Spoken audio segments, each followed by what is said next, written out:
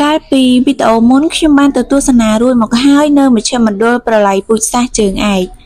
អនុញ្ញាតគោរពជំរាបសួរពុកម៉ែបងប្អូនទាំងអស់គ្នាចាឥឡូវនេះខ្ញុំនឹងបន្តនាំបងប្អូនមកទស្សនាជាបន្តទៀតនៅទីនេះគឺជាសារមន្ទីរឧក្រិដ្ឋកម្មប្រឡ័យពូជសាសន៍ទួលស្លែងសម្រាប់បងប្អូនដែលមានចំណាប់អារម្មណ៍ក្នុងការមកទស្សនាសារមន្ទីរគឺបើកទទួលភ្ញៀវជារៀងរាល់ថ្ងៃចាប់ពីម៉ោង 8 ព្រឹករហូតដល់ម៉ោង 5 ល្ងាចសម្រាប់យើងជាភ្ញៀវជនជាតិខ្មែរគឺអាចចូលទស្សនាដោយឥតគិតថ្លៃអត់មានគិតថ្លៃសំបុត្រអីទេអស់តែថ្លៃផ្ញើម៉ូតូ 1000 2000 អីហ្នឹងបើសិនជាយើងជិះម៉ូតូទៅណាសារមន្ទីរឧក្រិដ្ឋកម្មប្រឡ័យពូជសាសន៍ទួលស្លែងមានទីតាំងស្ថិតនៅក្នុងរាជធានីភ្នំពេញ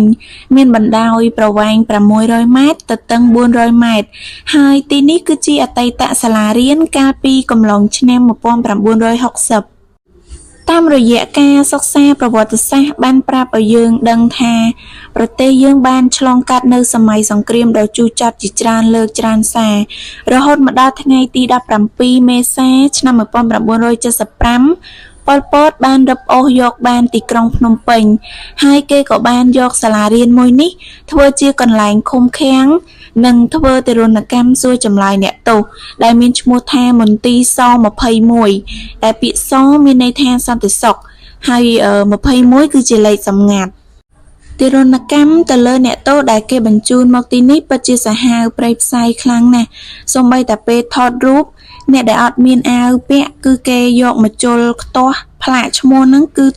ខ្ទាស់ទៅនឹងសាច់ផ្ទាល់តែម្ដង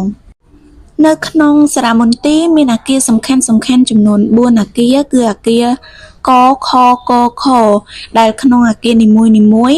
មានដាក់តាំងបង្ហាញដល់ភ្ញៀវទេសចរឲ្យបានឃើញនៅស្លាកស្នាមប្រវត្តិសាស្ត្រដ៏គួរឲ្យអាណិតអាសូរនិងឈឺចាប់ជាច្រើនដែលយើងទាំងអស់គ្នាសោកស្ដាយនិងមិនគួរឲ្យរបបដ៏ឃោរឃៅនេះកើតឡើងនៅប្រទេសយើងទាល់តែសោះ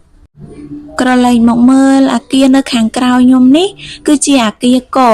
ដែលមានព័ទ្ធបន្លាលួសដើម្បីបាំងការពារកុំឲ្យមានអ្នកទោសលោតសម្លាប់ខ្លួនព្រោះគេខ្លាចនាំឲ្យដាច់ចម្លើយសារភាព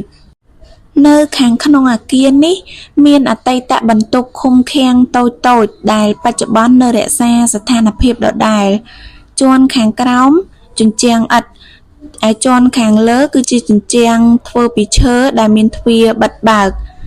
ថ្នាក់រៀនដែលធ្លាប់ជាថ្នាលបណ្ដុះធនធានមនុស្សខ្មែរត្រូវបានគេវាយជញ្ជាំងឲ្យមានប្រឡោះទ្វារចេញចូលដើម្បីងាយស្រួលក្នុងការចេញចូលដើរទៅមកយាមអ្នកទោស24ម៉ោងចេញពីអគារកទៅបន្ទាប់ពីនេះយើងនឹងទៅទស្សនានៅក្នុងអគារខជាបន្តទៅទៀតចូលមកដល់អគារខយើងឃើញមានរូបអ្នកទោសស្ត្រីរងទារុណកម្មនិងត្រូវគេពង្រាត់កូនតូចយកទៅគឺគូដោយលោកវ៉ាន់ណាតគាត់អត់បានឃើញផ្ទាល់នឹងភ្នែកទេគឺគូតាមអារម្មណ៍សំឡេងដែលឮចេញពីបន្ទប់ឃុំឃាំងក្បែរគ្នាមិនតែប៉ុណ្ណោះនៅក្នុងអគារខនេះដែរ